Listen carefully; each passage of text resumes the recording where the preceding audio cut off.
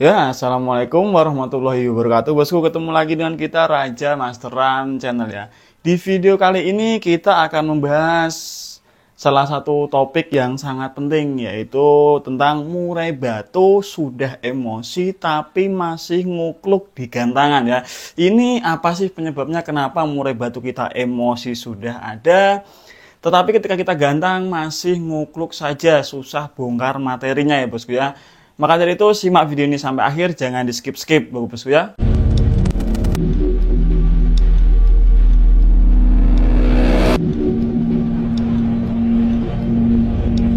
Ketika kita membawa murai batu kita ke arena lomba, di bawah dia sudah emosi terpantau bagus, tetapi ketika digantang ini burung cuman ngukluk saja ya bosku ya. Nah, ini berarti kan masih ada hal yang kurang tepat dalam settingan dan rawatan hariannya. Sehingga murai batu kita meskipun sudah ada emosinya, tapi saat ketemu lawan malah cuman ngukluk, nggak bongkar materi atau susah bongkar materinya ya bosku ya. Nah, seperti burung murai batu yang di video sebelah ini, kita amati kinerjanya, kita amati gerak-geriknya di atas gantangan. Nah, burung ini itu apa ya, emosinya terpantau sudah ada, dia sudah ngeplay ekor, sudah mulai singset badannya, responnya juga cepat.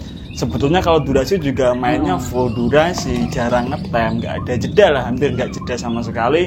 Tetapi yang dibunyikan, yang keluar cuman suara ngukluk, ngukluk, dan ngukluk. Nggak ada bongkar materi, ya sesekali bongkar materi. Burung ini terpantau sekali bongkar materi kenari ya bosku ya, kenari masih ngeluarin, terus cucak kapas tembak juga masih ngeluarin, tetapi saya rasa ini masih dominan ngukluknya ya bosku ya. Dia dari awal sampai akhir ini cuman ngukluk saja. Nah, apa yang salah dengan burung seperti ini padahal sudah ada emosi tetapi masih ngukluk saja ketika ketemu lawan di atas gantangan? Oke, yang pertama, burung seperti ini bisa jadi karena faktor terlalu kenyang ya bosku ya. Perlu dicermati, nggak semua burung itu bagus kerja di gantangan ketika kondisi perutnya sedang kenyang, atau nggak semua burung suka kenyang lah, seperti itu intinya ya. Karena ada beberapa tipe burung, beberapa karakter burung yang lebih bagus kerjanya ketika dia kondisi lapar atau kondisi sedang lah, nggak terlalu kenyang intinya. Kenapa hal tersebut bisa terjadi? Karena saat burung ini terlalu kenyang, emosi di burung ini tuh ibaratnya cuman setengah kopling ya bos ya, nggak full emosi. Jadi dia ketemu lawan juga agak acuh lah, nggak terlalu niat untuk tarungnya karena dia merasa, lo ngapain sih berisik, gue sudah kenyang ini, jangan ganggu dong. Nah, mungkin seperti itu ya bosku ya. Nah, hal ini bisa terjadi untuk beberapa karakter burung yang memang nggak suka kenyang ya bosku. Maka dari itu nggak semua settingan kenyang itu bagus untuk burung ya. Nggak semuanya cocok untuk burung di setting kenyang. Mungkin perawat berpikiran, kita kasih sebagus mungkin proteinnya, selengkap mungkin, habis dikasih jangkrik, dikasih kroto, kasih cacing, tambah ulet pula. Nah, mikirnya si perawat mungkin biar burungnya dapat nutrisi lengkap, sehingga ketika ketemu lawan dia mau ngebantai lawannya dengan sadis. Tetapi yang terjadi di atas gantangan seperti ini, burung terlalu kenyang, dia tarung, tapi tarungnya versi ngukluk atau versi santai ya bos ya.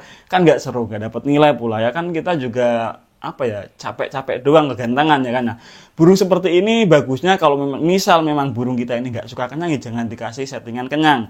Pertama, untuk settingan H-3, H-2, H-1 boleh porsi F dinaikkan, tapi jangan terlalu ekstrim ya bosku ya.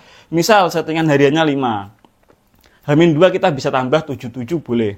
Nanti H-1 bisa tambah 10-10 boleh ya. Tapi jangan sampai terlalu ekstrim. Misal hariannya 5, terus H-2 kita kasih 15-15. H-1 kita kasih 30-30. Nah, seperti itu.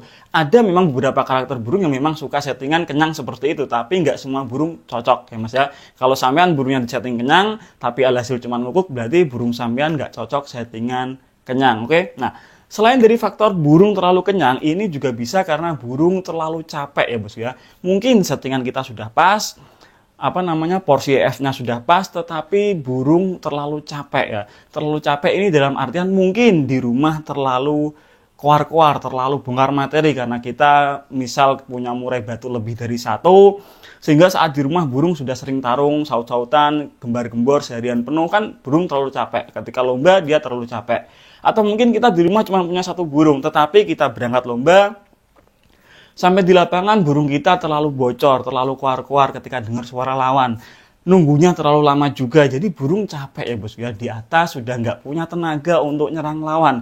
Karena burung-burung tipikal yang sudah emosi tapi ngukluk ini, biasanya faktor tenaga juga sangat mempengaruhi ya bos ya. Burung yang tenaganya belum mumpuni, istilahnya belum mencukupi, biasanya burung-burung seperti ini memang kadang cuman ngukluk saja ya. Dia tarung, emosi, tapi ngukluk. Karena nggak ada tenaga lagi buat bongkar materi nyerang lawan ya. Kalau ngukluk kan cuman pakai tenaga yang ringan ya bos ya. Kalau bongkar materi kan butuh tenaga ekstra. Misal keluarin besetan jenggot yang kasar-kasar, atau materi pelatuk sambit misal, atau cililin panjang, itu kan butuh tenaga yang ekstra buat si burung ngeluarin materi tersebut. Nah, kalau kondisi burung memang sudah nggak bisa tenaga karena terlalu capek tadi, ya alhasil dia cuma santai saja nyerangnya pakai cara ngukluk tadi. Karena sudah nggak ada tenaga buat ngeluarin materi-materi yang agak berat ya bos ya, seperti itu. Nah, semoga bisa memahami ya. Nah, selain dari faktor burung terlalu kenyang, nggak suka kenyang, terus burung capek, kehabisan tenaga,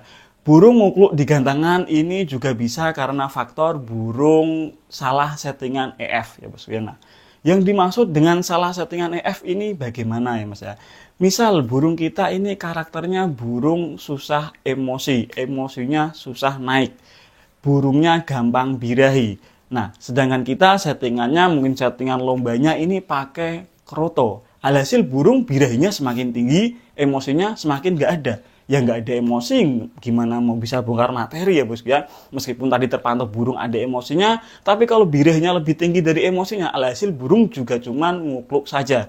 Maka dari itu cermat-cermat menentukan settingan pada burung kita karakternya seperti apa, disesuaikan ya bos ya. Kita boleh meniru settingan orang lain, tetapi jangan ditiru porsinya. Tirulah cara orang lain tersebut men-setting burungnya, mengkondisikan burungnya. Kalau kurang birahi, orang lain tersebut melakukan apa. Kalau kurang emosi burungnya, orang lain itu melakukan apa. Itu boleh kita tiru, tapi untuk porsi saya rasa itu nggak bisa ditiru ya bosku ya. Burung dia dengan burung kita ini beda karakternya. Mungkin burung dia itu gampang emosi susah birahi, burung kita sebaliknya gampang birahi susah emosi. Kalau kita pakai settingan sama dengan orang tersebut, nggak bakal jalan ya bosku ya. Maka dari itu perlu cermat sebagai joki untuk mengamati karakter burung masing-masing. Nah, misal burung kita ini karakternya gampang birahi, susah emosi. Sebaiknya untuk settingan lomba jangan pakai kroto, cukup pakai jangkrik dengan ulet hongkong saja ya bos ya. Begitupun sebaliknya, misal burung kita ini karakternya susah birahi, cuman ada emosinya tinggi.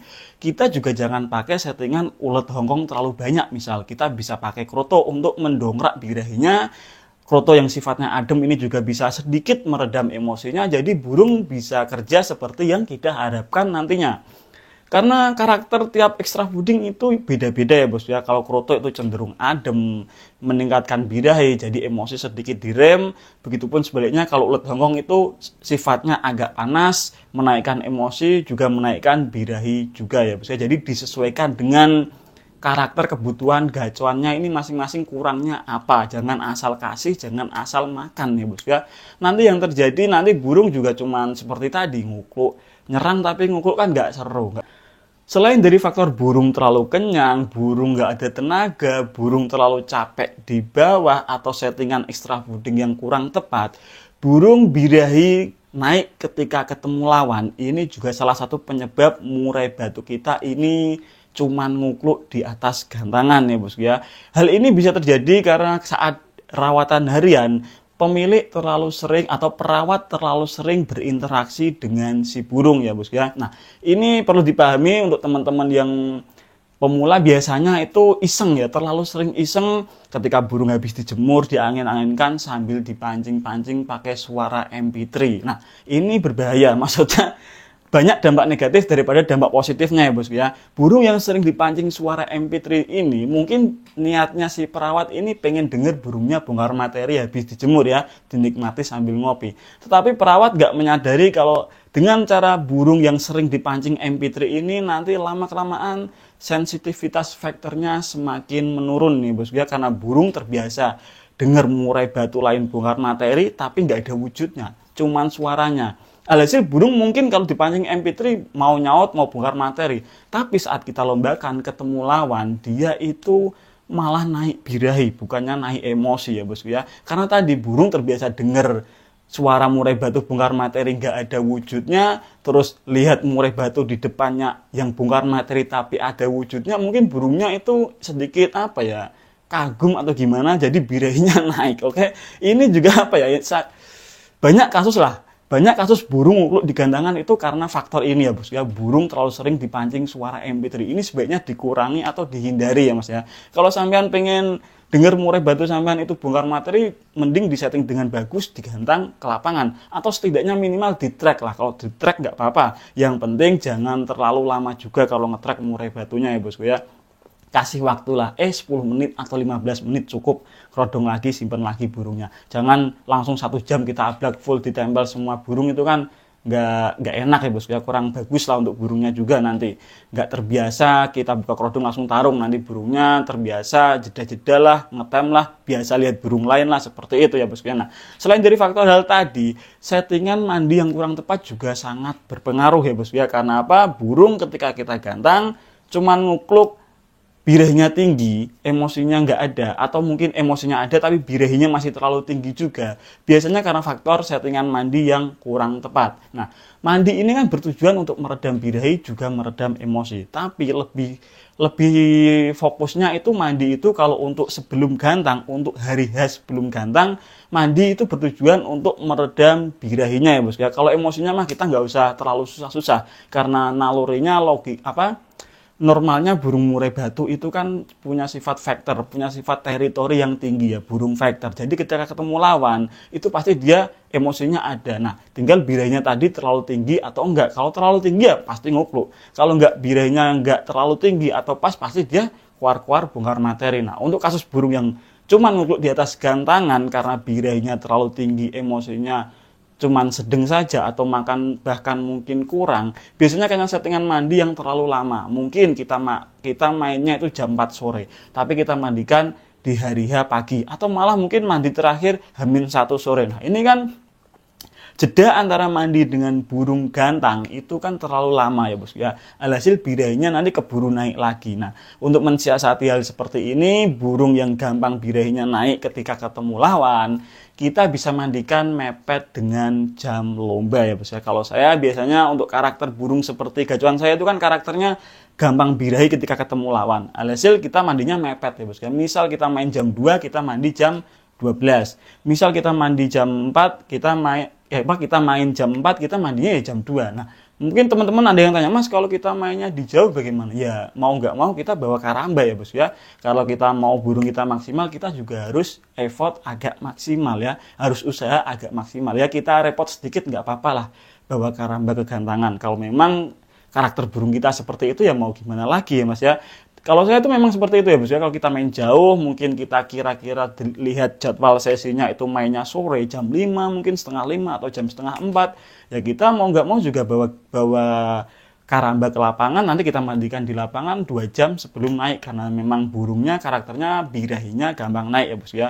Kalau birahinya gampang naik terus kita mandinya asal-asalan, alah bodo amat lah, mandikan hari H pagi dari rumah. Lah kalau rumah kita jauh kan nanti keburu naik birahinya ya bos ya. Ini juga jadi masalah, bisa mengakibatkan burung kita cuma ngukluk ketika di atas gantangan ya bos ya. Nah, karena settingan itu nggak melulu soal porsi EF, jangkrik, kroto, tapi mandi juga sangat berpengaruh.